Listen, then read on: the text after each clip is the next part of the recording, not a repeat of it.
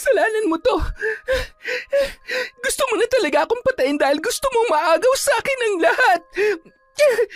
Sino ka para sabihin sa akin yan? Magsama kayo.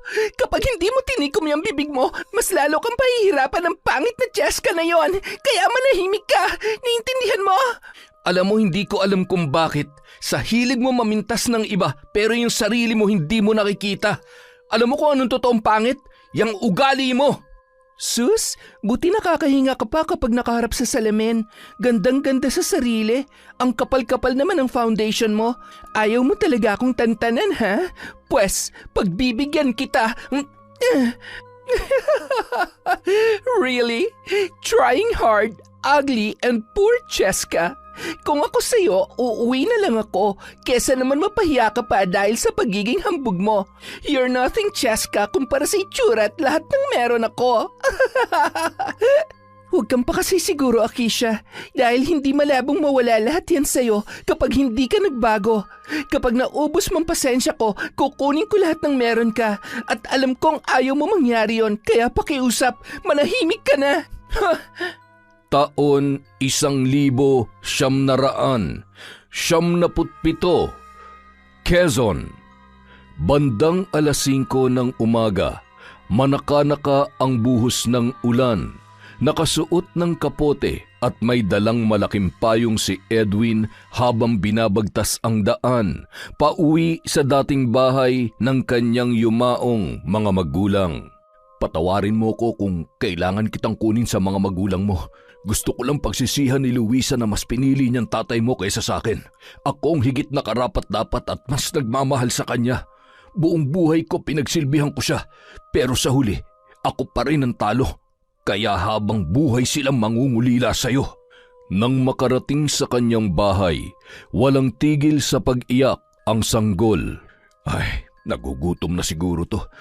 Ano bang dapat kong gawin sa batang ito? Wala naman akong alam sa pag-aalaga ng bata. Tumigil ka na sa kakaiyak mo. Huwag mo akong pahirapan katulad ng ginawa sa akin ng nanay mo. Tuloy-tuloy lang sa pag-iyak ang sanggol dahilan para mag-alala na rin siya sa kalagayan ng bata. Bigla siyang tumayo sa upuan at sumilip sa bintana. Mula sa di kalayuan, napansin niyang nakabukas pa ang bintana ng mag-asawang sina Erning at Teresita. Napalingon siya sa bata at agad na binitbit ang basket na pinaglalagyan noon. Huwag ka nang umiyak. Alam ko na kung sino mag-aalaga sa'yo. Ewan ko na lang kung matuntun ka pa ng mga magulang mo. Agad na binuhat ni Edwin ang basket at lumabas ng bahay.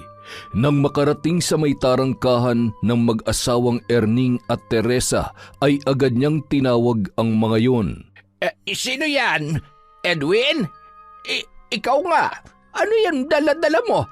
Ha? Bata? Ang totoo niyan, Chong, hindi ko po alam kung anong gagawin ko dito eh. Habang nasa biyahe po ako papunta rito, may nag-iwan po nito sa upuan ng bus. Hindi ko naman po maatim na iwanan na lang basta-basta lalo na't tingnan niyo po. Ay, Sus Mariosep, walang konsensya ang magulang na nag-iwan ng batang yan. Napakagandang bata. Ay, akin na. Teresita, magkakaanak na tayo. Ano? Sinong manganganak? Sus, bingi na talaga ang tiya Teresita mo. Oo. Ay, halika, tumuloy ka muna. Oh, Edwin, ikaw pala. Anak mo? Aba, buti naman at nag-asawa ka na. Asan ang nanay nito? Hindi ko po yan, anak, Chang. Mahal, napulot niya lang daw ito sa bus na sinakyan niya pauwi dito. Sa lagay ay inabandona ng nanay niya. Kawawa naman tong batang ito. Tingnan mo, ay napakaganda. Ay, bakit naman dito mo naisipan dalhin yan? Matanda na kami, Edwin. Sa tingin mo ba'y makakaya pa namin mag-alaga ng sanggol? Ano ba namang alam ko ni minsan ay hindi ko naranasan magkaroon ng anak. Paano ko pa dededein yan? Paano ko pa tatahanin yan kapag umiyak? Ikaw, Erning, total mukhang aliw na aliw ka dyan. Kaya mo bang mag-alaga ng bata? Bakit naman hindi? Oo nga naman, Chang. Sige na ho.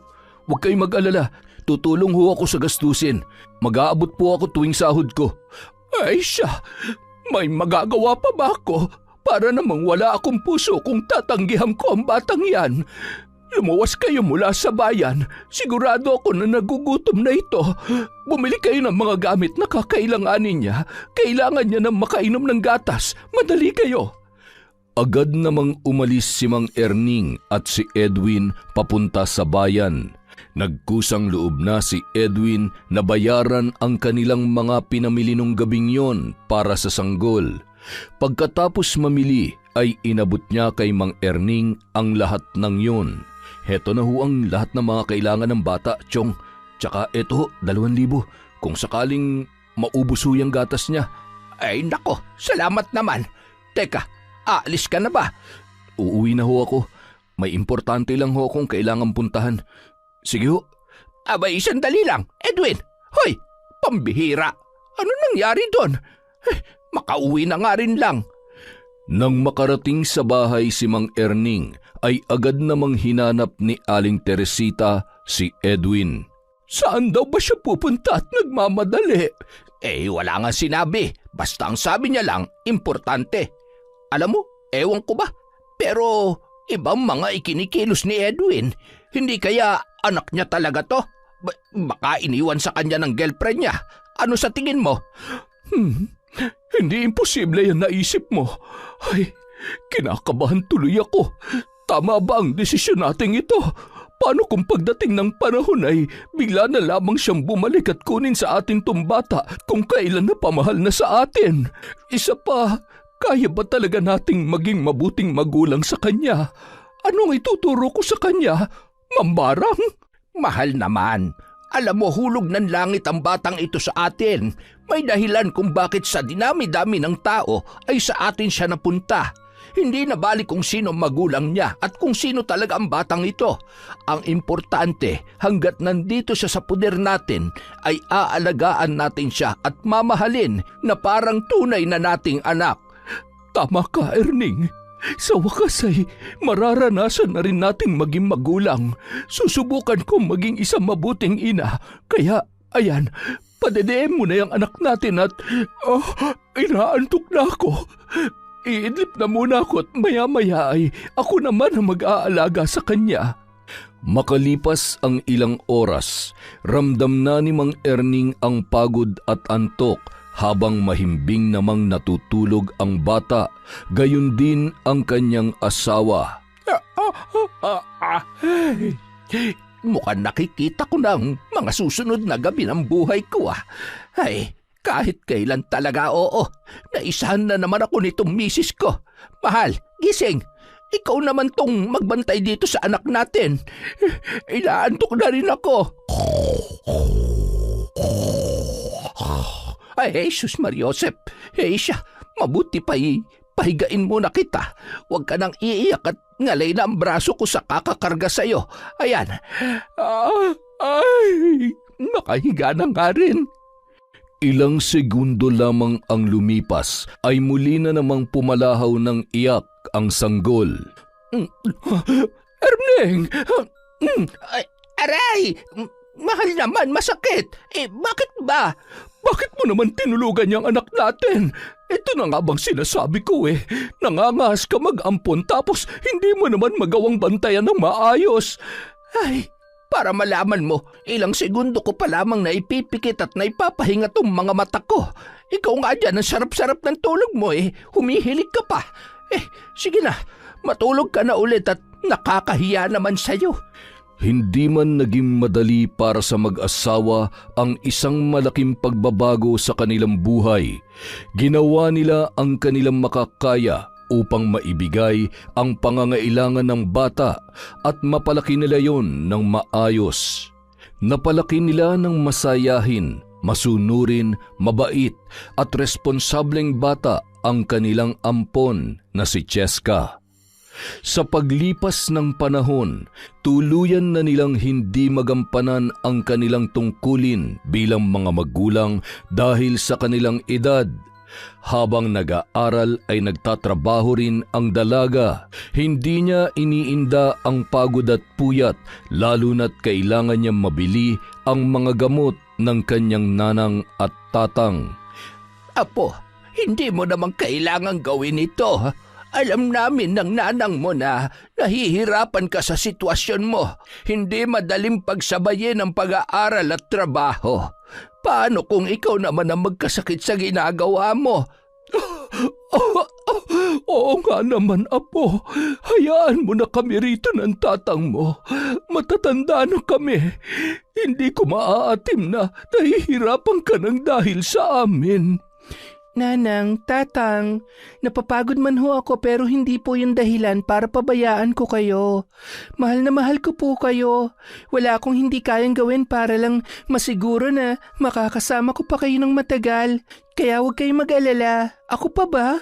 Pinalaki niyo kaya akong matatag at handang harapin ang lahat ng laban. Salamat naman anak. Basta palagi mong iingatan ang sarili mo, ha? Mahal na mahal ka rin namin ng nanang mo. Isang araw, papauwi galing sa eskwela si Cheska. Ramdam niya na ang pagod at puyat nung mga oras na yun. Nahihilo talaga ako. Sa wakas, makakapagpahinga rin at makakatulog na mahaba-haba ngayong gabi. Habang tumatawid, aksidente namang nasagi ng kotse ang dalaga, dahilan para matumba yun at mawalan ng malay. Agad namang lumabas ng sasakyan ang may-ari at agad na nilapitan si Cheska. Napatakip bibig siya nang makita ang dugo sa ulo nito. Diyos ko, Miss, gising! Tulong! Tulungan niyo kami! Kailangan ko siyang madala sa ospital! Tulong! Agad na isinugod yun sa ospital at maswerteng hindi ganun kalala ang tama noon matapos ang pagsusuri ng mga doktor. Na magkamalay na ay labis naman ang pagtataka ni Cheska. Nasaan po ako? Ano po nangyari? Nabangga ka ng sasakyan ko kanina dahil sa bigla mong pagtawid. Pasensya ka na, hindi ko agad napansin. Hindi ko sinasadya yun. May masakit pa ba sa'yo? Kumusta ang pakiramdam mo? Okay naman na po ako. Pasensya na rin ho kung naabala ko kayo. Nagmamadali rin ho kasi ako kanina at medyo nahihilo na po sa puyat at pagod. Working student po kasi ako. Working student? Bakit? Nasaan ba mga magulang mo? Matanda na ho kasi ang nanang at tatang ko. Hindi na po nila kaya magtrabaho at may sakit na rin ho sila. Kaya ako po nagpapaaral sa sarili ko at nagpo-provide ng mga pangangailangan namin. Pati na rin po ang mga gamot nila. Napakasipag mo naman at napakabuti mong bata.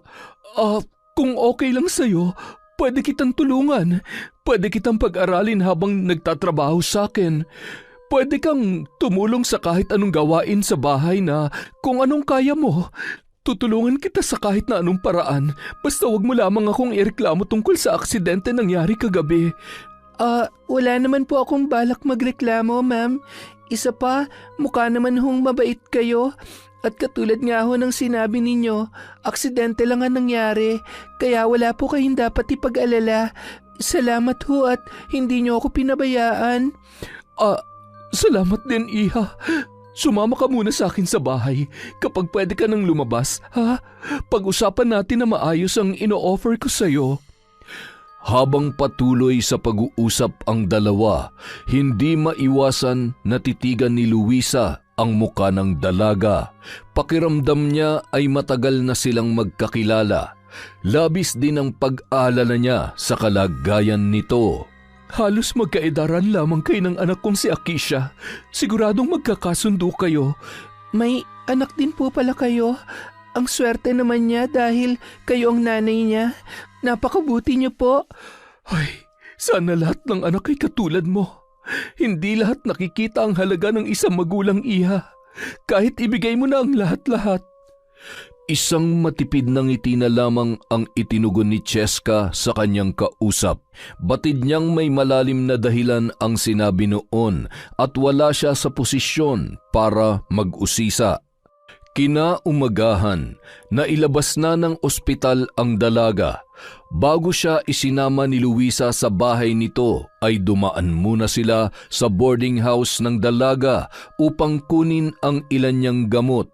Napagdesisyonan niya na ring subukan ang inaalok na tulong ni Luisa, gayon din ng asawa nitong si Fernan. Nako iha, wala kang dapat alalahanin. Kami lang mag-asawa at 2 ring katulong ang nasa bahay. Sa ngayon kasi, abala sa pag-aaral si Akisha.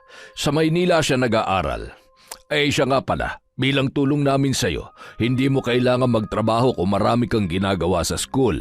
Gawin mo lang kung anong kaya mong gawin at huwag kang mahihiya magsabi sa amin kapag may kailangan ka. Kapag natapos ka na dyan sa kursong kinukuha mo, pwede kitang ipasok ng trabaho sa kumpanyang pinagtatrabahuhan ko. Nakakahiya naman po sa inyo. Maraming salamat po. Isang malaking biyaya po na nakilala ko kayo sa kabila po ng nangyaring aksidente. Pangako po, hindi po kayo magsisisi. Naging mas magaan ang buhay para kay Cheska. Bagay na ikinatuwa naman ng kanyang nanang at tatang. Ngunit makalipas ang 3 buwan na pamamalagi sa bahay na mag-asawang Luisa at Fernan na maalam na rin ang kanyang nanang Teresita. Hindi naging madali para sa kanya na matanggap yon. Oh, Cheska, okay ka lang ba? Bakit ka umiiyak? Sorry po. Naaalala ko lang po si Nanang. Okay lang po ako, sir. Naiintindihan kita. Hayaan mo't pasasaan ba'y lilipas din yan lungkot na nararamdaman mo. Nalulungkot lang po ako na hindi man lang niya hinintay na makapagtapos muna ako. Hindi niya man lang naranasan na maayos na buhay na gusto kong iparanas sa kanila. Mahal na mahal ko po kasi ang nanang at tatang ko kahit hindi sila ang totoo kong mga magulang. Anong ibig mong sabihin? Ampun lang po ako at hindi ko rin po kilala kung sino ang totoo kong mga magulang. Pero okay lang po yon. Wala rin po akong balak alamin kung sino sila. Ang sabi po ni Nanang at Tatang, nakuha po ako sa isang bus ng tito ko tapos dinala po ako sa kanila. Kahit inabandon na po ako ng totoo kong mga magulang, minahal at inalagaan naman po ako ni Nanang at ni Tatang. Dahil wala sa kung sino ang kadugo, kundi kung sino ang totoong nagmamalasakit sa'yo. Hindi kailangang kadugo para masabing anak. Kaya ikaw bilang parte na rin ng pamilyang ito, huwag mong iisipin na iba ka sa amin. Hindi na rin ako makapaghintay na magkita kayo ni Akisha. Maging siya'y gusto ka na rin makita at makilala. Isa pa, gusto niya na rin mag-transfer dito. Ang plano namin mag-asawa ay iisang school na lang kayo ng papasukan sa darating na pasukan. Kinabukasan, bandang 6:00 ng gabi, dumating si Akisha mula sa Maynila. Dahil bakasyon na at lilipat na ng school ay dinala niya na ang kanyang mga gamit. Nataon na wala pa noon ang mag-asawang Fernan at Luisa, kaya naman si Cheska ang sumalubong sa kanya pagkababa ng sasakyan. Ikaw ba si Cheska? Opo, ako nga po. Duh, ang cheap ha? The way manamit at... walang ka-taste-taste sa katawan. Yan ba ang sinasabi nilang matalino? Mukhang aang-aang naman. Pakidala na lang ang mga gamit ko sa room ko. Pakiingatan na lang ha. Mamahalin na mga yan. Ay, siya nga pala. Sina Mami at Daddy. Papauwi na raw po sila. Medyo na traffic lang. Okay, pagkatapos mong iakit ang mga yan, magluto ka naman ng ulam for us. Matagal kong hindi nakasama si na Mami at Daddy so gusto ko na ipagluto mo kami ng masarap at kakaiba. Well, sabi ng Mami, masarap ka raw magluto. Isang matamis na ngiti lamang ang itinugon ni Cheska kay Akisha. I don't think na makakasundo ko siya. Hindi ko siya gusto. For sure, pinagsasamantalahan niya ang kabaitan ng Mami at Daddy ko. Isa pa, hindi ako makakapayag na may ibang pumapapel sa buhay ni na Mami at Daddy, kaya humanda ka sa akin. She looks so pangit and so baduy. Hindi siya nababagay dito. Makalipas ang ilang minuto, dumating na rin ang mag-asawang Fernan at Luisa. Masaya naman sila na muling makita ang kanilang pinakamamahal na anak na si Akisha.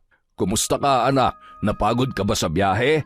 Okay lang naman po ako, Daddy. Medyo traffic lang. Hi, Mommy! I miss you. Buti naman po at umuwi na kayo. Namiss ka rin namin ng daddy mo. Kanina ka pa ba dumating, sweetheart? Almost 30 minutes na rin po siguro. Ay, siya nga pala. Nagkita na ba kayo ni Cheska? Yeah. Nakita ko na siya. Actually, she's cooking for dinner. Gusto ko lang malaman kung totoong masarap nga siya magluto. Nagugutom na rin po talaga ako eh. Tara, baka sakaling nakaluto na si si Cheska. Mabait na bata si Cheska, anak. Parte na rin siya ng pamilya natin. Kaya mas ma-appreciate namin ng mami mo kung ituturing mo siya na para mo na rin kapatid. What? Teka, kailan pa ako nagkaroon ng kapatid? Don't tell me na maliban sa akin pinag-aaral niyo siya at balak niyo na rin siyang ampunin. Gosh, saan niyo ba siya napulot, Dad? Gaano kayo kasigurado na mabuting tao siya? What if may gawin siyang masama sa family natin? What if magnanakaw pala siya? Hindi ba kayo natatakot? Sa panahon ngayon, mahirap magtiwala sa kung sino-sino lang. Anak, ilang buwan na rin namin siyang kasama. Ni minsan hindi niya pinagsamantalahan ang kabaitan namin ng daddy mo. Mabuti siyang tao. Mas makabubuti kung kikilalanin mo muna siyang mabuti. Hay, fine. Pero hindi ko maipapangako na magugustuhan ko siya, lalo na kapag nakita o nalaman ko na hindi makabubuti sa family natin. You know naman, Daddy and Mommy, concerned lang ako sa familyng to. Marami mga tao na tinutulungan na nga nagagawa pa rin nilang saktan yung taong tumulong sa kanila. Nangyayari siya at hindi imposible na mangyari sa atin kung hindi tayo magiging maingat sa taong wini-welcome natin dito sa bahay. Nagkatinginan na lamang ang mag-asawa at iniba ang usapan. Mabuti pa bumaba na nga muna tayo para kumain. Sige po, Daddy. Susunod po ako kaagad. Habang pababa ng hagdan, naamoy na nila ang ulam na niluluto ni Cheska para sa kanilang hapunan. Ang bango naman. Bigla tuloy ako nagutom. Ay, nakakatuwa talaga tong si Cheska. Maliban sa mabait at matalino, marami ring alam sa bahay. Tama ka dyan, honey. Napapairap at napapataas na lamang ng kilay si Akisha habang nakikinig sa pinag-uusapan ng kanyang mga magulang. Nagmamadali yung bumaba at pumagitna sa kanyang mami at daddy. Eksakto naman nakahanda na ang pagkain sa lamesa. Kain na po kayo? Oh, saan ka pupunta? Maupo ka na't sumabay ka na sa amin. Sige na po, mamaya na lang po ako. Hindi pwedeng mamaya na. Huwag ka nang mahiya. Parte ka na ng pamilyang ito. Isa pa, masayang kumain na magkakasama. Okay po, sir. Tito at tita, yun ang itatawag mo sa amin. Sige po. Tito, kapag hindi ako nakapagpigil, tutusukin ko yung mata mo nitong tinidor. Masyadong mapapel. Ano ba nakita sa kanya ni na Mami at Daddy at daig pa nila nagayuma kong makaasta? Napakasarap ng luto mo. Sinigang sa bayabas po yan. Natutunan ko po yan sa nanang ko. Masarap po ba talaga? Ang sarap. Ngayon lang ako nakatikim ng ganito kasarap na sinigang. Grabe. Yung asim at linamnam ay panalo. Ang sarap. Ew! Anong masarap? Ang pangit ng lasa. Amoy bulok na...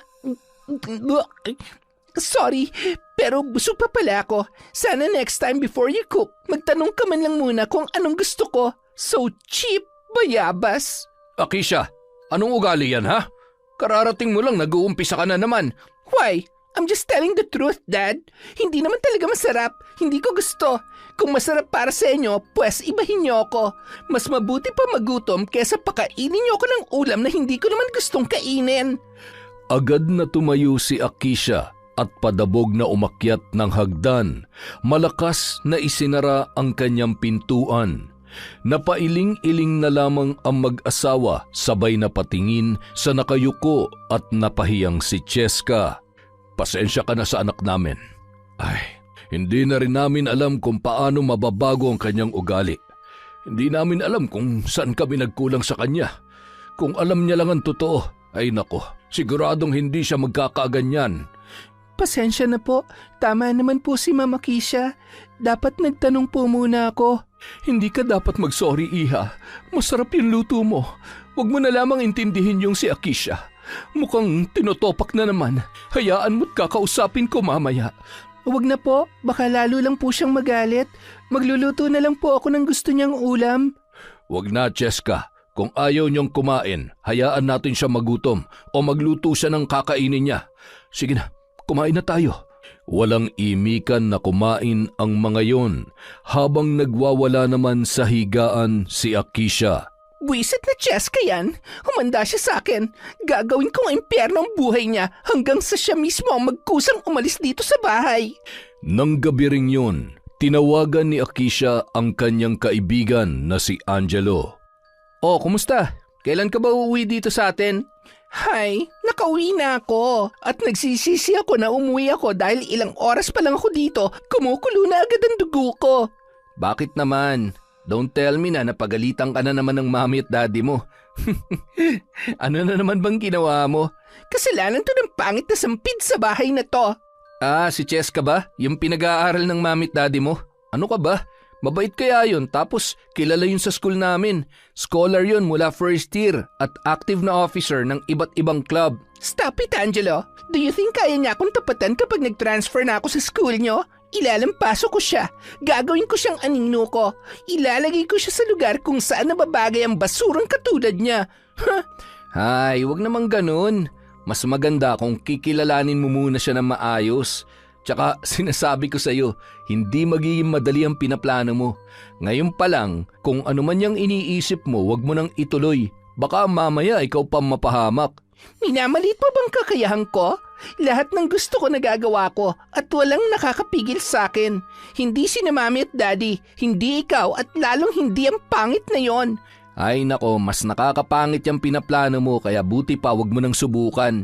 Alam mo kung hindi mo ako susuportahan sa plano ko, kalimutan mo na lang na magkaibigan tayo. Kinabukasan, tahimik na bumaba si Akisha ng hagdan habang nag-aalmusal na sina Luisa, Fernan at gayon din si Cheska. Talaga bang hindi niyo ako niyayang mag-breakfast?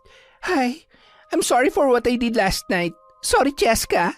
Siguro nagpadala lang ako sa selos bilang nag-iisang anak ni na mami at daddy. Ngayon ko lang kasi naramdaman na parang may kahati ako sa atensyon nila. I'm sorry. Matamis ng ngiti lamang ang itinugon ni Cheska. Tama kayo, Mom, Dad. Mas makabubuti kung bibigyan ko ng time ang sarili ko na mas makilala si Cheska. Sorry po, hindi na po mauulit. Pasensya na rin kung napagtaasan kita ng boses kagabi, anak. Alam mo naman na kahit gaano ka namin kamahal, ang mali ay mali at hinding-hindi namin kukonsintihin ng mami mo yun. Siya, maupo ka na at kumain ka ng marami. Matapos mag-almusal, agad na ring umalis ang mag-asawa para pumasok sa kani-kanilang trabaho. Mula nung araw na yun, naging maayos na ang pakikitungo ni Akisha kay Cheska. Ngunit kapag wala ang kanyang mga magulang ay hindi magkanda-ugaga ang dalaga sa sunod-sunod na utos ni Akisha. Makalipas ang ilang buwan, nagsimula na ang enrollment. Parehong kurso ang kanilang kinukuha kaya naman naging magkaklase ang dalawa sa 3 taon nila sa kolehiyo. Hindi pa man pasukan ay hindi na makapaghintay si Akisha sa kanyang mga planong gawin kay Cheska. Nang dumating ang unang linggo ng pasukan, napagtanto ni Akisha na tama ang mga sinabi ni Angelo tungkol kay Cheska. Halos lahat ng professor ay kilala at natutuwa sa husay ng dalaga sa anumang asignatura. Grabe, ang galing-galing mo naman pala talaga, Cheska. Napakasipag mo siguro mag-aaral. Hindi kaya natutulog kaya halos sa ulo at advance na ang mga topics na inaaral mo. Mahilig lang akong mag-advance reading kapag walang ginagawa. Hay nako, kaya palang itim-itim na ng eye bags mo, no? Look, ang haggard mo kaya. Magpahinga ka rin paminsan-minsan. Just chill. Look at me. Hindi ka ugaling mag-review. Bakit ko naman gagawin yon? Kung matalino ka talaga. Nasanay kasi ako Mula kasi nung elementary ako, ito na talaga ang nakasanayan ko at wala naman ako nakikitang mali sa ginagawa ko kasi masaya naman ako Alam mo naman, kanya-kanya tayo ng habit sa buhay. Isa pa, hindi tulad sa'yo may iba kang pinagkakaabalahan. Ako naman sa pagtatrabaho at pag-aaral lang umiikot ang mundo ko. Ha? That's boring, huh? Walang masama na mag-enjoy paminsan-minsan and try to do something new. Don't tell me na sa edad mong yan, hindi ka pa nakakatikim ng alak, mag-party at... Hindi pa talaga at okay lang yon. Marami akong obligasyon sa school kaya wala akong panahon para sa mga ganyang bagay. Napapairap na lamang si Akisha sa mga sinasabi ni Cheska. Don't worry, Cheska. Lalagyan ko ng thrill ang buhay mo. Makalipas ang ilang linggo, bagamat baguhan ay naging matunog na ang pangalan ni Akisha sa buong campus.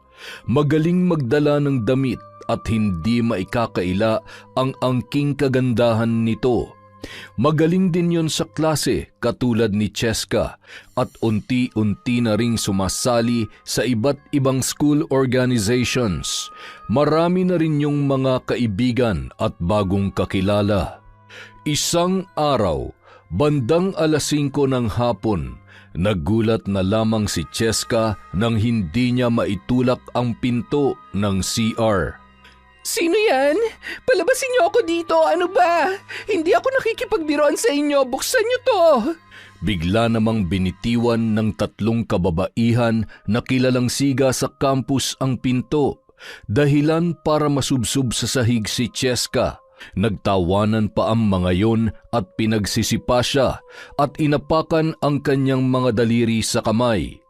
Isang malakas na sabunot ang kanyang natamo habang ibinabangon sa sahig ng isa sa mga estudyanteng naroon at kinaladkad patungo sa isang drum na punong-puno ng tubig. Doon ay paulit-ulit nilang inilublob ang ulo ni Cheska. Tama na! Maawa kayo sa akin! Wala akong kasalanan sa inyo! Habang nasa ganoong sitwasyon ay dumating naman si Akisha. Tigilan niyo na siya! Ano bang problema niyo, ha? Gusto niyo bang i-report ko kayo sa mga pinagagagawa niyo? O baka gusto niyo ipakulong ko kayo? Ano? Basang-basa at nanginginig sa takot si Cheska na nilapitan ni Akisha at nagsitakbuhan naman ang mga estudyanteng gumulpi sa kanya. Kasabay noon ay napatakbo rin si Angelo at agad na hinubad ang kanyang jacket at isinuot sa dalaga. Kitang-kita sa muka ang pag-aalala nito kay Cheska. Bagay na hindi naman ikinatuwa ni Akisha. Hindi ako makakapayag na pati si Angelo na nag-iisa kong kaibigan, maaagaw mo pa sa akin. Wala ka bang ibang alam na gawin kundi ang agawin ng lahat ng mga importanteng tao sa akin? Nakakuyom ang kanyang mga kamao na sinundan si Angelo habang inaalalayan ang umiiyak na si Cheska. Sakto naman na dumating ang sundo ni na Akisha. Mag-iingat kayo. Akisha, ikaw nang bahala kay Cheska. Hahanapin ko muna yung mga gumawa nito sa kanya. Ano? Para saan pa? Ano naman ang mapapala... Angelo! Walang lingon-lingon na naglakad paalis ang binata. Nang makalayo ay tsaka lamang nilingon ni Angelo ang noon ay nakatanaw sa kanya na si Akisha bago tuluyang pumasok sa sasakyan. Sana lang wala kang kinalaman sa nangyaring ito. Huwag kang mag-alala. Siguro naman titigilan ka na nila. Ano ba kasing ginawa mo? Bakit ka nila pinag-iinitan? Wala naman akong ginawa sa kanila at lalong wala naman akong nakakaaway. Ngayon lang nangyari sa akin to. Baka naman hindi mo namamalayan na may mga tao ka na palang nasasagasaan. Manong pakibilisan mo nga. Kailangan lang magamot agad ang sugat ni Cheska. Nang makarating sa bahay, labis naman ang pag-aalala ng mag-asawa na sina Fernan at Luisa. Kailangan managot ng sino mang may gawa nito sa'yo. Baka naman napagkamalan lang siya. Ako na pong bahalang kumausap sa mga yon. Sisiguruhin ko na hindi na mauulit to. Nung sumunod na araw, habang naglalakad si Akisha ay may bigla na lamang humawak sa kanyang braso. Oh, Angelo, bakit? Pwede ba tayo mag-usap tungkol sa nangyari kahapon? Ano naman ang dapat natin pag-usapan? Tsaka, huwag kang OA. Mas affected ka pa kesa kay Cheska. Akisha, hindi tama yung ginagawa mo. Alam ko na ang totoo. Ikaw ang may pakana ng lahat. Talaga bang kailangan mo pang bayaran ng mga yun para lang masaktan si Cheska? What the? Hindi ko alam yung sinasabi mo, ha? At kung sakali man, ano naman sa'yo? May dahilan ako kung bakit ko yun gagawin. Kaya wag na wag ka makikialam kung ayaw mo makalimutan ko na magkaibigan tayo. Bakit? Anong gagawin mo? Ipapabugbog mo rin ako katulad ng ginawa mo sa kanya? Hindi na kita kilala, Akisha. Akala ko maldita ka lang pero saksakan pala talaga ng sama ng ugali mo. Oo na, ako na masama. Hindi mo kasi ako naiintindihan eh. Pinoprotektahan ko lang kung anong meron ako. At sana rin naiintindihan mo dahil pinoprotektahan ko lang din si Cheska. Hindi niya deserve ang pagpapahirap mo sa kanya. Pinaglalaroan mo yung tao. Kung ayaw mo sa kanya, sabihin mo. Sa ginagawa mo, maiintindihan ko kung bakit mas mapapalagay ang loob ng mga magulang mo kay Cheska. Dahil sa inyong dalawa, mas kamahal-mahal siya. Sino ka para sabihin sa akin yan? Magsama kayo. Kapag hindi mo itinikom yung bibig mo, mas lalo kong pahihirapan ng pangit na Cheska na yon. Kaya manahimik ka, naiintindihan mo? Alam mo, hindi ko alam kung bakit. Sa hilig mong mamintas ng ibang tao, yung sarili mo hindi mo makita. Alam mo kung anong totoong pangit? Yang ugali mo. Binalibag ni Akisha ang hawak niyang notebook at tumama yon sa likod ni Angelo. Pinulot naman yon ng binata at masamang tinitigan si Akisha bago ibinalibag yon sa basurahan. Dahilan para lalong manggalaiti sa galit ang dalaga. Dahil sa mga nangyari, lalo lamang nadagdagan ang galit ni Akisha. Pinakalma niya ang kanyang sarili bago pumasok sa kanilang classroom. Nadatnan niyang abala sa pagre-review si Cheska, sabay na pangisi nang makita ang mga pasa noon sa braso. Buti nga sa'yo. Epal ka kasi. Mamaya ka sa akin. Ewan ko na lang kung may mukha ka pang iharap sa buong school. Sorry ka na lang, Cheska. Agad na ring nagsimula ang kanilang exam. Habang tahimik ang lahat ay agad na may sinipayon papunta sa may ilalim ng upuan. Nagpaikot-ikot ang kanilang professor at nakita ang isang papel. Agad yung pinulot ng teacher at binasa ang nakasulat. Cheska, lumabas ka ng classroom. Mag-uusap tayo mamaya. Sir, pero hindi po sa akin yan. Maniwala po kayo. Sabi ko, lumabas ka ng classroom. Nanlilisik ang mga mata ng professor dahil sa galit nung mga oras na yun. Ang lakas ng loob niya mag-cheat sa klase ko. Hindi ko palalampasin to. Kaya kayong lahat, hindi bali ng hindi kayo perfect, at least hindi kayo cheater. All this time, nakaka-perfect pala siya dahil sa pangungodi ko. Excuse me sir, baka naman po nagsasabi siya ng totoo. Pwedeng ibang gumawa nun para siyang mapagalitan. Hindi kita kinakausap. Maupo ka, tapusin mo na yan. Buti nga sa'yo. Isa ka rin eh. Masyado kang pakialamero. Matapos ang exam, nilapitan ni Akisha si Cheska na noon ay umiiyak sa sobrang inis. Are you okay? Bakit ba naman kasi? At sa tingin mo, sa akin talaga yon? Nakita mo naman kung gaano ako nagpapakapuyat para lang paghanda ng exam natin. Ni minsan hindi sumagi sa isip ko na mag-cheat.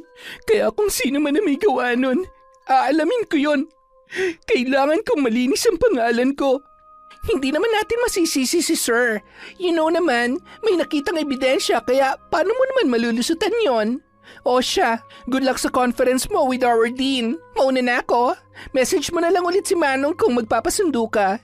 Tumango na lamang si Cheska bilang tugon.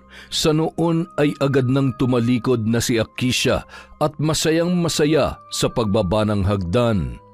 Ilang sandali lamang tumungo na sa Dean's office si Cheska at nadatnan niya roon ang kanyang professor. Naging maayos naman ang pag-uusap lalo na nang mapatunayan ni Cheska na hindi sa kanyang sulat yon. May ilang kaklase rin yon na pumunta para magpatunay na katabi lamang at hindi nila nakitang may hawak na ibang papel ang dalaga maliban sa kanyang test paper. Well, kung talagang hindi yun sa'yo, bibigyan kita ng another set of exam at sa harap ko mismo, sasagutan mo yon. Naintindihan mo? Yes sir, wala pong problema. Maraming salamat po sir. Nang makalabas si Cheska sa Office of the Dean, naghihintay sa kanya si Angelo na tila ba may malalim na iniisip. Angelo, anong ginagawa mo rito? Hinihintay ka. Gusto rin sana kitang makausap eh. Ay, don't tell me na may issue ka rin sa akin. Wala akong kasalanan sa'yo ah. Ang totoo, ako may kasalanan sa'yo.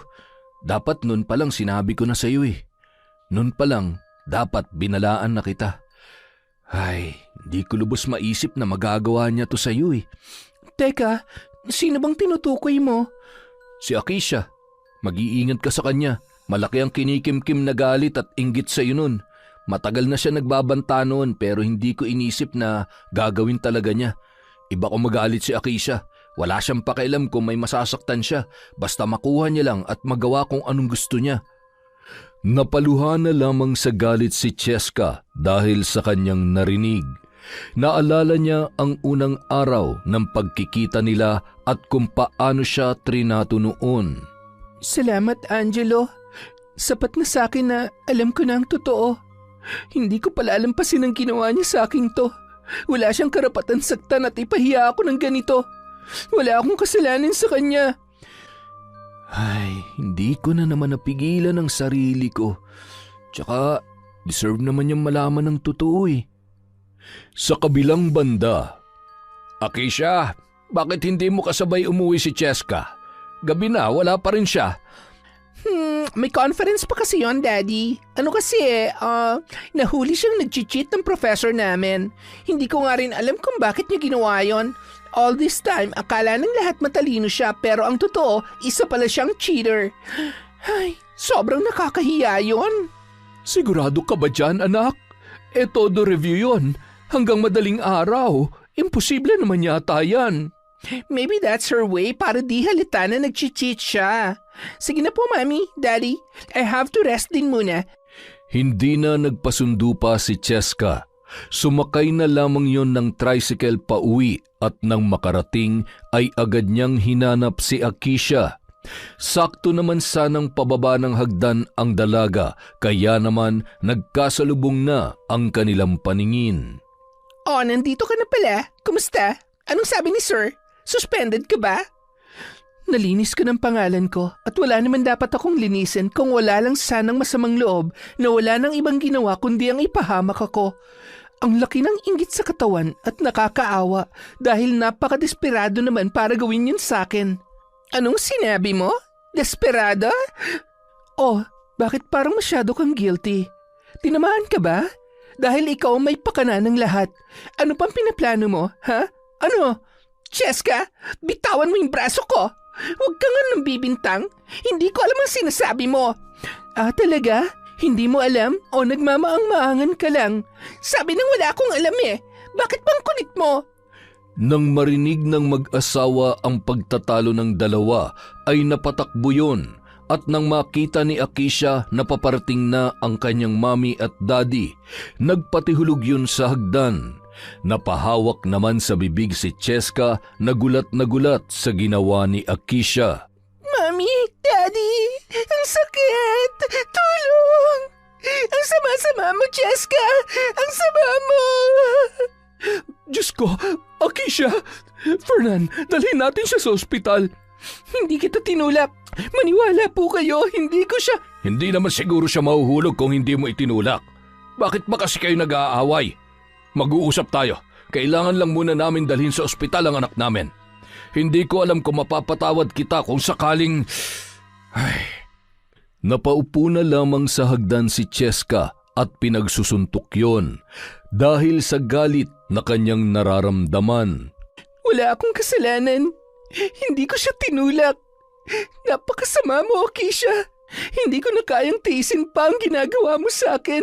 Mas mabuti pang umalis na lang ako dito.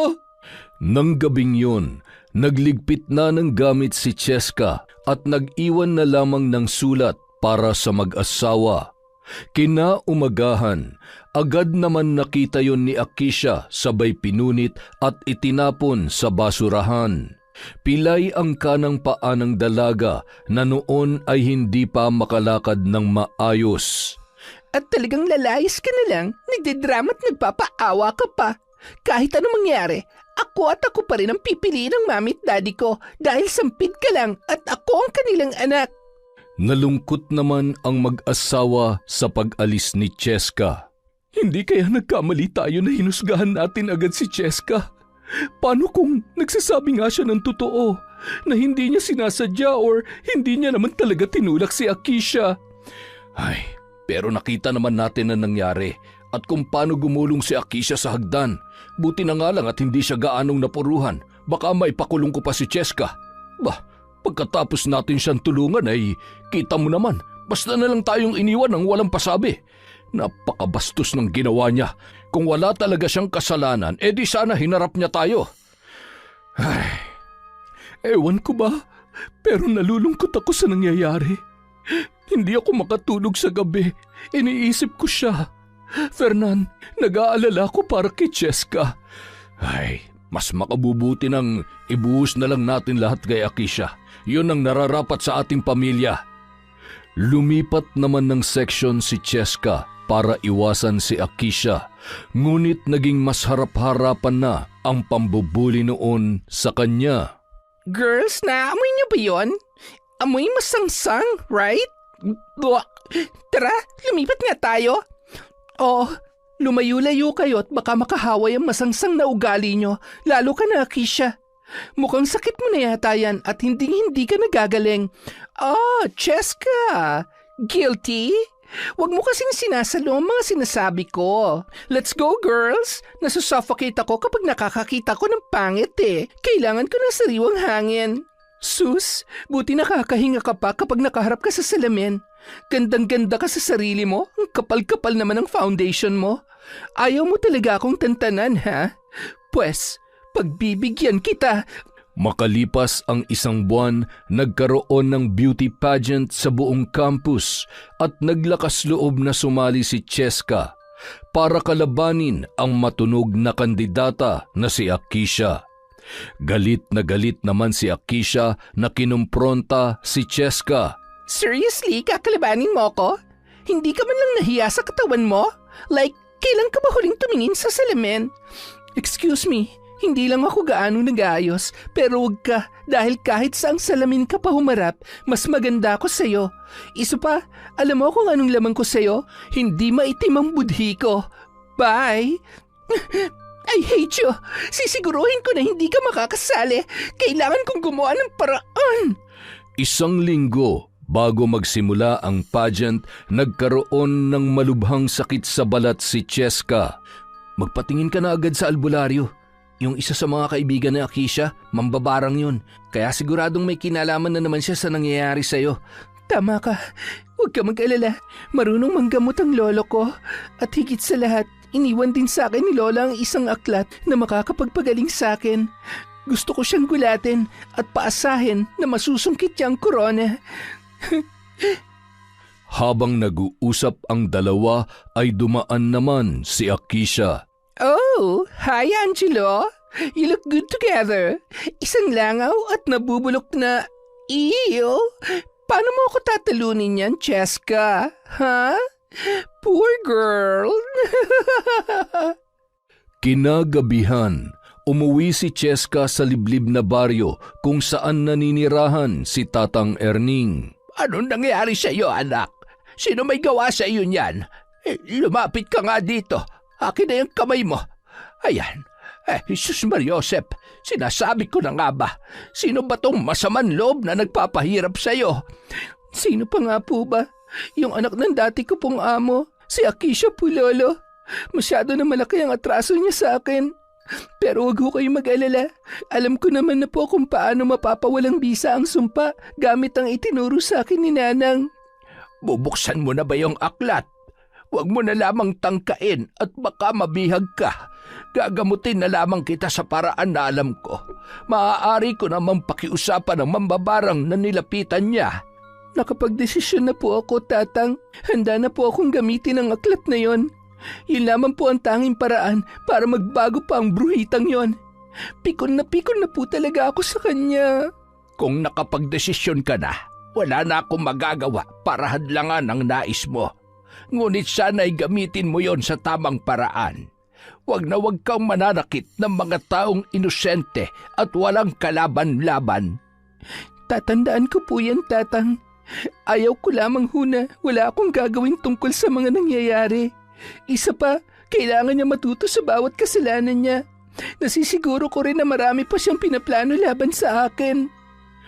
Nang gabi ring yun, kinuha ni Cheska ang mga gamit sa isang lumang kaban. Binuksan niya yun at sinasariwa ang mga mahalagang bagay na itinuro sa kanya sa oras ng pagriritual ng kanyang nanang Teresita. 3 beses niyang binasa ang mga salitang nakasulat sa isang pahina habang nagpapausok ng insenso at kamangyan. Ilang minuto lamang ang lumipas ay nawala ang kanyang mga pantal at ilan sa kanyang mga sugat. Matagumpay niyang nakontra ang sumpang ikinabit sa kanya ng mambabarang. Pagpatak ng 12:00 ng gabi, kinuha niya ang mga insekto at tinusok sa isang manipis na patulis na kawayan at pinaikot-ikot sa apoy ng malaking itim na kandila habang nag-uusal ng dasal. Katulad ng mga insektong ito, manunuyo ang balat mo na tila pinapaso ng buhay at masisira ang makinis mong balat. Masusunog ang iyong buhok at luluwa ang iyong mata. Magmimistulak ang bungo at maging ang sarili mo ay iyong katatakutan at pandidirihan. Kinaumagahan, isang di pamilyar na muka ang bumungad kay Cheska. Sino po kayo? Ano pong kailangan nyo? Gusto ko lamang mga musta. Ikaw na ba yung... Edwin, ikaw na ba yan? Anong ginagawa mo dito? Nangungumusta lang ho ako. Siya na po ba yung batang iniwan ko sa inyo? Kayo ho yung nakakuha sa akin noon? Nandito ako para humingi ng tawad sa iyo at ipaalam ang totoo. Kilala kong mga magulang mo. Inilayo kita dahil sa galit at selos na nararamdaman ko noon at ngayong may malubha na akong karamdaman. Gusto ko nang itama ang mga pagkakamali ko. Gusto kong makilala mo na sila. Patawarin mo sana ako.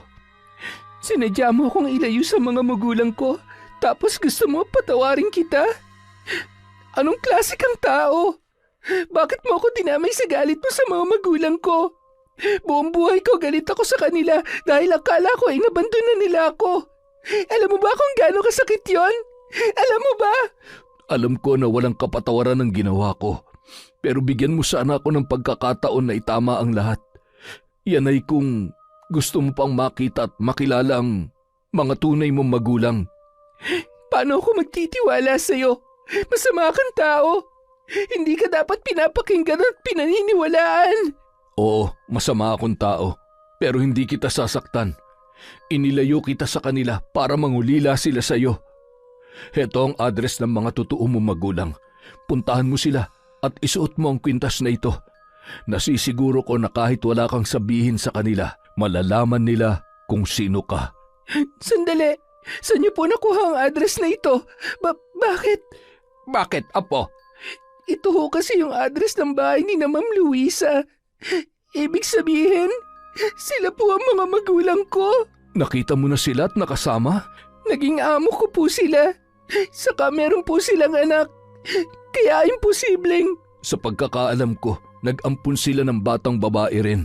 Ilang buwan lamang nung matapos kang mawala sa kanila. Sige na, aalis na ako. Huwag kang mag-alala, magiging maayos din ang lahat. Naguluhan si Cheska sa kanyang nararamdaman dahil sa katotohanan na isiniwalat ni Edwin. Naroon ang galit niya para sa lalaki dahil sa ginawa nito. Gayunpaman, nang maalala niya ang kanyang lola ay napalitan ng tuwa ang galit at lungkot na kanyang nararamdaman. Ampon si Akisha. Hindi niya alam. Hindi niya alam na ampon lang siya at ako ang totoong... Ngayong alam mo na ang totoo, anak. Iiwanan mo na ba ako ng tuluyan? Tatang naman, hindi ko po gagawin yan. Kayo pa rin ni Nanang ang kinikilala kong magulang na nagmahal at nagpalaki sa akin. Mahal na mahal ko po kayo, Tang. Isa pa, imposible nang maging parte pa ako ng buhay nila. Masaya na po sila. Hindi na nila ako kailangan. Makalipas ang ilan pang araw, sa kabila ng katotohanan ay naging tikom ang bibig ni Cheska. Alam niyang hindi pa yon ang tamang pagkakataon para sabihin sa kanyang mga magulang. Labis na ikinagulat ni Akisha na magkasalubong sila ni Cheska dahil wala man lamang bakas ng peklat sa muka at braso noon. Kung wala kang magandang sasabihin, huwag ka nalang magsalita. I-reserve mong energy mo mamaya sa pagrampat sa Q&A dahil ilalampaso kita. Really? Trying hard, ugly, and poor Cheska? Kung ako sa'yo, uuwi na lang ako. Kesa naman mapahiya ka pa dahil sa pagiging hambog mo. You're nothing, Cheska, kumpara sa itsura at lahat ng meron ako. Huwag kang pakasisiguro, Akisha, dahil hindi malabong mawala ang lahat ng yan sa'yo kapag hindi ka nagbago. Kapag naubos mo ang pasensya ko, kukunin ko lahat ng meron ka at alam kong ayaw mo mangyari yon, kaya pakiusap. Manahimik ka na lang. Nang gabing yun, mula umpisa hanggang matapos ang pageant ay walang ibang isinisigaw ang mga manonood, kundi ang pangalan ni Cheska. Hindi siya nabigong masungkit ang korona. Galit naman na susugod sana si Akisha na hindi man lamang nakapasok sa finalists dahil nakaramdam siya ng labis na init ng katawan na parang napapaso. Hanggang sa napatakbo na lamang ang dalaga mula sa stage at humihiyaw dahil sa sakit. Yan ang premyo mo, Akisha. Sana pag nalampasan mo yan, magbago ka na. Dahil kung hindi, mapipilitan akong gumamit ng mas matindi pang sumpa na puputol sa sungay mo. Nakita niya kung paano nag-alala sina Luisa at Fernan para sa kanilang anak at agad na umalis nung mga sandaling yon pauwi sa kanilang bahay. Umuwi si Akisyang luhaan at hindi man lamang mapatahan ng mag-asawa. Aray ko! Mom, hindi ko na kayang init at hapdi ng katawan ko. Ang kati ng mukha ko. At anong mga to? Bakit ang dami kong butlig sa mukha? Mommy, Daddy, ano nangyayari sa akin? Maybe... Oh no! Hindi kaya gumanti sa akin si Cheska at pinabarang niya rin ako. Kaya ba gumaling siyang bigla dahil... No, hindi pwede. Mapapatay ko siya. Anong sabi mo? Ipinabarang mo si Cheska? Ano? Dad, kasi... Alam mo bang mali ang ginagawa mo? Ano ka ba naman? Tingnan mo, sa iyo bumabalik ang lahat ng ginagawa mo sa kanya. Nakausap namin si Angelo at sinabi niya sa amin ang iba pang ginawa mo kay Cheska. Anak, bakit ka ba ganyan? Saan ba kami nagkulang sa iyo? Binigay namin ang lahat at itinuring ka naming tunay na anak. Tapos, anong ibig niyo sabihin? Hindi niyo ako totoong anak? Kaya ba hindi ko maramdaman na mahal niyo talaga ako dahil ampun ako? Ayoko na sa inyo! Pare-pareho lang kayo! Ibaba niyo ako! Stop the car! minahal ka namin at ibinigay namin ang lahat sa iyo. Paano mo nasasabing hindi ka namin mahal? Mahal na mahal ka namin ng mami mo. Hindi ka namin kadugo pero anak ka pa rin namin. Hindi niyo mabibilog ang utak ko. Hindi ako tanga. Mula ngayon, kalimutan niyo lang may anak kayo. Yan ba talaga ang gusto mo, Akisha? Oo. Akala niyo ba hindi ako mabubuhay na wala kayo? Kaya ko. Hahanapin kong totoo kong magulang at hindi na ako manlilimos ng totoong pagmamahal sa inyo. Ayoko na sa inyo, mga sinungaling! Bigla niyang binuksan ang pinto at padabog na isinara. Fernan naman, paano kung may masamang mangyari sa kanya? Hindi natin siya pwedeng pabayaan. Alam mo, sa tingin ko, panahon na para ipakita sa kanya na hindi sa lahat ng pagkakataon tama at masusunod siya. Kailangan niya matuto sa mga pagkakamali niya. Masyado na tayong pinapaikot ni Akisha sa kanyang mga palad. Mahal ko siya, kaya bilang magulang, kailangan natin siyang turuan ng leksyon. Hindi pa man tuluyang nakakalayo ang sasakyan ay nakita nila kung paano yun natumba at nawalan ng malay. Nang balikan at buhatin nila yon ay nagulat sila sa kulay ng balat at itsura ng buhok ni Akisha na animoy sinilaban ng apoy. Nangulubot ang kanyang balat at nakakatakot ang itsura ng kanyang muka, lalo na ang mga nakausling mga mata. Akisha, anak, anong nangyayari sa'yo? Kailangan natin makausap si Cheska. Kung siya man na may gawa nito, marahil masyado na malaki ang atraso ng anak natin sa kanya. Sa ilang buwan na nakasama natin siya, alam ko na may mabuti pa rin siyang puso. Pwede natin siyang pakiusapan ng maayos. Dinala muna nila si Akisha sa isang albularyo. Maaaring nabalikan siya ng sumpa o maaari ding sinadya ito. Huwag kayong mag-alala. Susubukan kong mabigyan ng lunas ang anak ninyo sa pamamagitan ng pakikipagkasundo. Ilang minuto rin ang inabot ng pagriritual. Tumutulo ang pawis at tila ba nang hihina ang matandang albularyo matapos makipagtuos sa mambabarang. Mabagsik man ang kanyang kapangyarihan, nananatiling busilak ang kanyang puso. Ang hangarin niya lamang ay magbago at magsisi si Akisha sa kanyang mga nagawang pagkakamali. May isang malaking misteryo sa pagkatao ng mambabarang. Isang katotohanan ang mabubuksan na hindi ninyo inaasahan. Kailangan ninyong ihanda ang inyong mga sarili, lalong-lalo na ang dalagang ito. Masyadong mabigat ang enerhiya na bumabalot sa kanyang katawan, dahilan para maging mas epektibo ang sumpang binitawan ng mambabarang. Sa kabilang banda, Muntik na ako dun eh. Okay lang kaya si Akisha? Teka, bakit ba ako naaawa sa kanya? Kung siyang nasa sitwasyon ko, baka nga napatay niya pa talaga ako. Kailangan ko rin makabawi. Ilang gabi mo rin akong pinahirapan. nung gabi ring yon, isinama na lamang ng mag-asawa ang albularyo sa kanilang bahay. Hindi pa rin kasi nagkakamalay noon si Akisha. Nais nilang maging handa anumang oras, kaya naman nakiusap sila na bantayan at siguruhing ligtas ang kanilang anak. Matapos dalhin sa kwarto ang dalaga ay isang bisita naman ang dumating nang hindi inaasahan.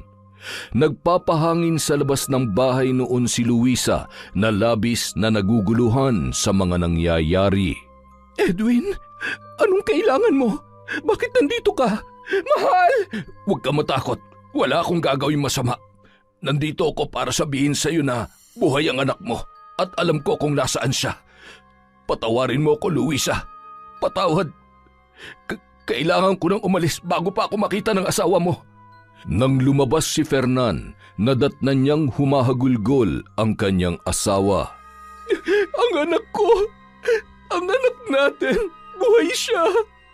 Buhay ang anak natin, Fernan! Ha? Anong... Si Edwin! Buhay pa siya at alam niya kung nasa ang anak natin. Posibleng siyang kumuha sa ating anak. Pinaglalaruan lang tayo ng hayop na yon. Kung talagang buhay ang anak natin, nasan siya? May sinabi ba siya? Wala naman, hindi ba? Sira ulo pa rin siya hanggang ngayon. Kung nadatnan ko siya, baka hindi ko napigilan ang sarili ko at kung ano pa nagawa ko sa kanya. Kinabukasan, bandang 7:00 ng umaga, suot ang kwintas ay pumunta si Cheska sa bahay ng kanyang totoong mga magulang. Napasenyas naman ng krus ang albularyo nang naglalakad papalapit ang dalaga.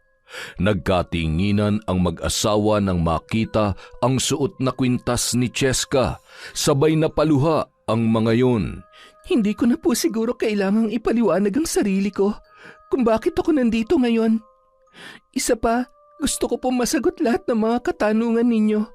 Gusto ko rin pong makita at makausap si Akisha para matapos na ho ang lahat ng ito. Maawa ka na sa kalagayan niya. Huwag mo na siyang pahirapan pa. Husto na yon. Hindi ka ba nakukonsensya? Wala ho akong planong pumatay. Alam niyo naman ho siguro yon bilang isang albularyo. Huwag kayong mag-alala. Mayroon lang akong malaking sorpresa para sa kanya. Cheska, pwede ka ba muna namin makausap? Saan ang galing ang kwintas na yan? Ayan ho, hawakan at pakatitigan ninyo. Natatandaan niyo po ba kung sinong may-ari ng kwintas na yan? Ikaw? Ikaw ang anak namin. Diyos ko, patawarin mo kami ng daddy mo. Hindi namin alam. Kung alam mo lang kung gaano kami nangulila sa'yo sa araw-araw mula nung mawala ka. Walang gabing hindi kita iniyakan. Ang tagal kong hinintay na makita ka at mayakap. Paanong nakasama ka na namin lahat-lahat pero hindi man lamang namin nalaman na ikaw yan? Mahigpit na niyakap ni na Luisa at Fernan ang kanilang anak. Hindi na rin mapigilan ng dalaga ang pagpatak ng kanyang mga luha. Mula ngayon, hindi na kami makakapayag na mawalay ka pa sa amin. Hindi po sapat ang katotohanan upang manumbalik sa normal ang lahat. Masyado na pong maraming nangyari, lalo na sa pagitan namin ni Akisha. Kaya hindi po magiging madali para sa akin at lalo na sa kanya. Hindi kami pwede magsama dahil magkakasakitan lang po kami. Masaya na ho ako na makilala kayo. Kailangan din ho ako ng tatang ko ngayon. Nagpahid siya ng luha at umakyat sa hagdan, papunta sa silid ni Akisha. Sakto namang pagmulat noon ay nakita niya ang nakangising si Cheska. Ikaw? Anong kailangan mo sa akin, ha? Anong ginawa mo? Mandaraya ka talaga kahit kailan. Alam mong hindi totoo yan. Dahil sa ating dalawa, mas alam mo na wala akong ginawang mali sa'yo. Maliban na lamang sa ibalik ko sa'yo ng doble ang sakit na ikinabit mo sa katawan ko. Ano? Kumusta ka? Mahirap ba? Masakit ba? Anong pakiramdam ng pinahihirapan? Buti ka nga, deserve na deserve mo yan eh. Alam mo nung una, naguguluhan ako kung bakit hindi mo man lamang nakuha ang kabaitan ng mami at daddy mo. Pero ngayon, naiintindihan ko na. Kaya naman pala, kasi ampun ka lang. Wala kang karapatang sabihin sa akin yan. Bakit? Masakit ba?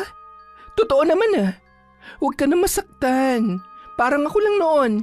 Ilang beses mo ba akong tinawag na sampid at kung ano-ano pa, kahit na isa doon, walang katotohanan. Unang-una, gusto kong malaman mo na hindi na ako sampid ngayon. Dahil ako ang nawawala nilang anak. Sinungaling! Pwede ba huwag ka nang gumawa ng kwento? Umalis ka na dito sa kwarto ko! Lumayas ka! Huminahon ka lang. Pwede ba huwag mo akong inaaway? Sige ka, kapag ako nainis, hindi ko babawiin ang sumpa. Allergic ka pa naman sa mga pangit. Ngayon, lahat ng kapintasan nasa iyo na. Tutal pintasera ka sa lahat ng oras at pagkakataon. Tingnan mo ang sarili mo. Yan, ganyan na ganyan kumilos ang karma. Akisha, Cheska, mga anak tama na yan. Huwag niyo namang hayaang masira ang pamilya natin. Hindi kayo dapat nag-aaway. Tinawag mo rin siyang anak? Mami, ano to? Pinaglalaruan niyo ba ako? Tama ang sinabi niya. Siya ang nawawala naming anak. No, mas gusto ko pang mamatay kesa maging kapatid ang babaeng yan. Can't you see? Mababarang siya. Sinungaling siya. Gusto niya lang magkasira-sira tayo bilang pamilya. Gusto niya lang palitan ako sa buhay niyo at hindi ako makakapayag na mangyari yon. Sa tingin mo gusto kita maging kapatid? Walang makakagusto sa'yo maliban kay mami at kay daddy dahil mahal ka na nila. Kahit hindi ka nila kadugo, anak na ang turing nila sa'yo. I know, at ako lang ang anak nila. Ako lang ang mamahalin nila. Yan ang problema sa'yo eh. Masyado kang maramot. Masyado kang makasarili.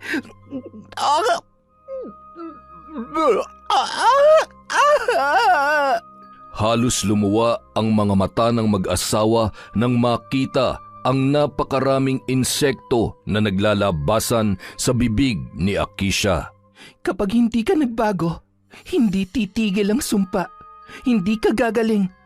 Ikaw ang papatay sa sarili mo dahil sa kagaspangan ng ugali mo. Kasalanan mo to. Gusto mo talaga akong patayan dahil gusto mong maagaw sa akin ang lahat. Wala akong gustong agawin sa'yo. Sadyang makitid lang talaga ang utak mo. Tama na! Nahihirapan na ako. Tigilan mo na ako, parang awa mo na. Magbabago na ako. Sana nga magawa mo pa magbago dahil kung hindi, ikaw ang magpapahirap sa sarili mo. Uuwi na po ako. Cheska, huwag ka nang umalis anak. Pakiusap. Alam kong hindi madali para sa iyo pero ikaw ang mas nakakaintindi sa kapatid mo. Patawarin mo na sana siya. Anak, huwag ka namang umalis. Nakikiusap ako.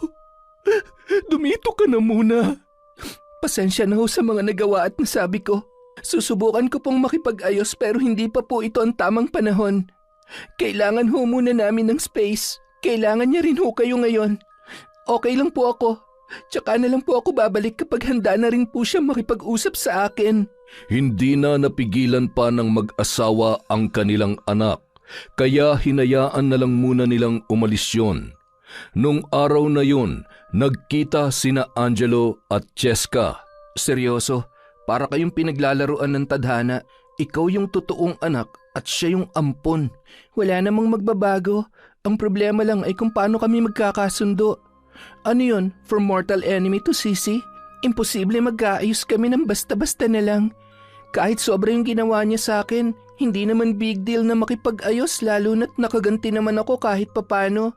Pero yung ugali niya, habang buhay kong puproblemahin kapag bumalik ako sa bahay na yon. Pero ayaw mo bang makasamang mami't daddy mo? Siyempre gusto. Masaya ako na nalaman na silang mga totoo kong magulang. At least ngayon alam ko na hindi naman talaga ako inabandona kaya napunta ako kina nanang at tatang. Masaya rin ako na silang nagpalaki sa akin. Kahit hindi madali ang buhay maging mahirap, marami naman ako natutunan sa kanila. Natuto kong magsumikap at pahalagahan ng lahat ng meron ako. Kaya nga, napahanga mo ko mula nun eh. Hindi ako nagkamali sa babaeng nagustuhan. Ay, babaeng gusto ko palang. Nako, wag ka nang sumabay sa isipin ko ha. Hindi ka naman yata nagmamadali eh. Isa pa, alam mo naman, gusto ka rin ni Akisha noon pa man. Kaya ayaw ko nang makadagdag ka pa sa pag-aawayan namin. Ay, hanggang kailan ka ba mag-a-adjust para kay Akisha? Hindi ko alam. Bahala na. Pero kung hindi siya magbabago, yun ang nakakatakot. Hanggat hindi siya nagsisisi at nagbabago, pwede siya mapahamak dahil sa ginawa ko. Binarang ko siya at hindi ko alam kung paano mapapawalang bisa ang sumpa ko sa kanya, kaya pagbabago lang ang tunay na magpapagaling sa kanya. Malaking problema nga yan. Sa dami ng mga nagawa ni Akisha nun, lahat yun puro kasamaan. Kaya parang imposible na siya magbago, lalo na kung yun naman talaga siya. Naniniwala pa rin ako na kahit gaano kasama ang isang tao, ano man ang nagawa nila at pinagdadaanan, may pag-asa pa rin magbago kung mapapalitan ng pagmamahal ang galit sa kanilang puso. Makalipas ang 1 taon. Tatang, Nanang, alam kong masaya na kayo dyan dahil magkasama na ulit kayo. Huwag kayong mag-alala, tutuparin ko po lahat ng ipinangako ko sa inyo. Alam niyo po bang ngayon, unti-unti ay natutupad na rin ang mga panalangin ko. Makakasama ko na rin po sina Mami at Daddy. Masaya rin po ako na nagkaayos na kami ni Akisha. Naiintindihan ko naman po kung bakit nagawa niyang lahat ng yon. Sa ngayon, hindi ko na ulit hahayaang maramdaman niya na walang nakikinig at naniniwala sa kanya, na may kaagaw siya. Dahil buong buo kong ipaparamdam sa kanya na mahal ko siya at nandito lang ako para sa kanya. Na magkakampi kami at hindi magkalaban. Siya nga po pala, malapit na po ang graduation namin. Alam ko na proud po kayo sa akin. Sayang lang at hindi ko na kayo maisasama sa pag-akyat sa stage pero pangako, hindi ko kayo makakalimutan. Mahal na mahal ko po kayo. Sana nagustuhan niyo tong bagong bahay ninyo. Mas maganda at mas malawak po ito. Cheska! Oh, nasundan mo na naman ako? Paano mo nalaman na nandito ako? Stalker ka talaga. Stalker ka dyan. Sinabi sa akin ni Akisha na nandito ka raw. Galing ako doon kanina. Taray nung manliligaw ng kapatid mo ha. Mukhang mabait. Kayanin niya kaya kapag tinutopak si Akisha? Oo naman. Mabait na yon, hoy, hindi na yun topakin. Hindi na siya laging galit sa mundo. Siyempre, maliban sa mahal na mahal namin siya, inspired din siya kay Tristan. Eh ikaw, kumusta ka naman? Di ka pa rin ba talaga naaawa sa akin? Naku ng teteng naman oh. Hanggang dito sa sementeryo, sinundan na kita para makapagpaalam ako sa nanang at tatang mo. Sorry naman kung naiinip ka na. Nakalimutan ko nga palang sabihin sa'yo na tayo na. Ano? Tayo na? Mahal mo na rin ako? Teka, baka naman pinagtitripan mo lang ako. Walang bawian yan.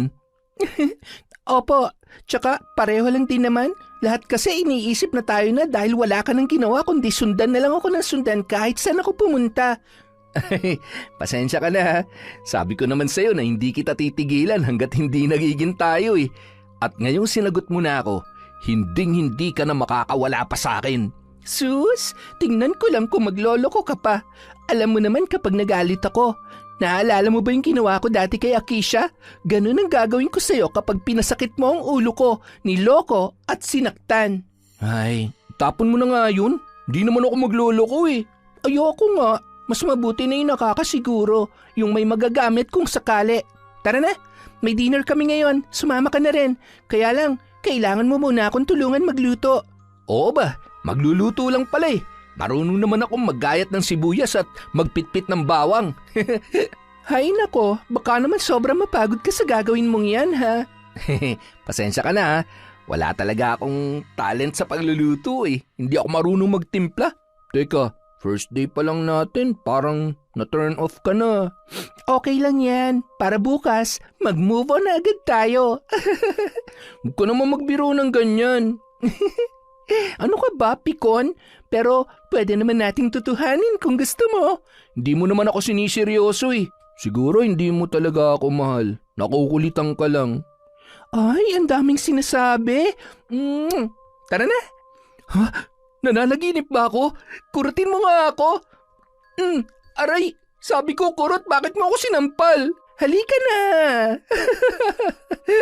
Nang makarating sa bahay, agad na nagluto si Cheska at tumulong na rin si Akisha habang nagkukwentuhan ang boyfriend ni Akisha na si Tristan at si Angelo. Tingnan mo yung dalawang yon. Imbis na tulungan tayo, nawili na sa pagkukwentuhan. Hayaan na lang natin sila. Pareho lang naman silang walang alam sa kusina eh. Mabuti na lang talaga tinuruan mo ako. Thank you, Cheska. Hanggang ngayon parang hindi pa rin ako makapaniwala na okay na tayo. Siguro, kung hindi tayo nagkaayos, hindi matatapos ang kastresan ni Mommy at Daddy sa atin. Sinabi mo pa, kaya masayang-masaya na ako sa kung ano tayo ngayon. Pero nakakamiss rin makipagbangayan sa'yo, ha? Yung walang kamatayan na pamimintas mo sa akin at syempre, gaganti rin ako sa'yo. Aba, hindi naman ako makakapayag na maapakan mo ang kagandahan ko. Nagpatuloy sa pagkukwentuhan ang magkapatid at maya-maya pa dumating na ang kanilang mga magulang. Daddy, Mami, Mano po? Oh, kailan pa ako nagkaroon ng anak na lalaki? At Daddy, sinagot na po kasi ako ni Cheska, kaya hindi magtatagal, magiging daddy ko na rin kayo. Sino nagsabi na papayag ako na ikaw ang maging boyfriend o maging asawa ng Cheska ko? Ayaw niyo po ba sa akin? Ikaw naman, hindi ka na mabiro. Huwag ka mag-alala, Angelo. Ako nang bahalang kumausap dyan sa Tito Fernan mo. Daddy Fernan po, Mami. Mami, Daddy, kain na po tayo. Kami po ang nagluto, kaya siguradong mapaparami ang kain ninyo. Ay, kahit ano pa man na nakahain sa mesa, basta kakain tayo ng magkakasama, sigurado madali akong mabubusog. Sus, pwede ba naman yon? Kapag ganyan kabangaw na aamoy ko, paano hindi tayo matatakam at lalong magugutom?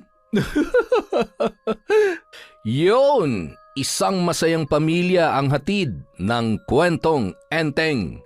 At dahil dyan, meron na naman po tayong shout out. Happy Monday nga po pala sa inyong lahat. Simulan natin kay Bernadette Senon. Hello din po kay Christina Macaso from Nueva Ecija. Hi kay Mami Riza. Kay Marivic Sante. Uy. Hi po kay Ana Mariel Linab. Shout out kay Annaliza Diga from Consolacion Alvarez. Hi kay Kyle Sabiniano. Hello po kay Chloe Abalos. Hi kay Ray Buendia, Jenny May, Billy Ray from Lucy Buendia. Shout out po kay Shonea, kay Sid, kay Seb at Polly Tagle from Cesar de Jesus. Hi kay Shauma TV, kay Arcel Castro from Hong Kong. Shout out kay Edgardo Fontanilla, kay Kimberly S. Saicon, kay Febe Ranyada, kay Rose Da Bakel. Shout out kay Elizabeth Dungka, kay Aina Babaw, kay Rochelle Peliano, kay Cataleja Soto, hello kay Lady Dam, kay Elsie Pasasadaba, hi kay Rose Bella Rosero, kay Ronalyn Villagracia, shout out kay Nazarene Faye Correa, sa Narciso family from Arman of Malaysia. Hello kay Emmanuel Christian Zorilla, kay Finky Rusi 14, shout out kay Hannah Maylin Sesgundo, hi kay Jessica Sobremonte, kay John Chris, kay Vilma Bautista, kay Lizelle Nebrida, kay Sam Escobar, Pinky Ko from Australia, shout out kay Frederick Ganagana, kay Mary Ann Garcia, Marjorie De Quilla, May Espiritu, Rida, Marife Ramos, Josefina Felias, kay Sydney Crosswind, kay Donato Estember Jr., hi kay Rachel Cardoza, kay Alana May from Kukan Maas, kay Filipina Palsario, hi kay Marcela Palete, kay Joy Costales, sa mga taga Gabaldon, Nueva Ecija, Caranog, Bertumin, Malanyaon family from Minerva, Caranog, hi kay Len Elizaga, kay Adverse Zita Barun, hi kay KitKat Valerie, kay Cliven Dubalan at kay Heli Borja.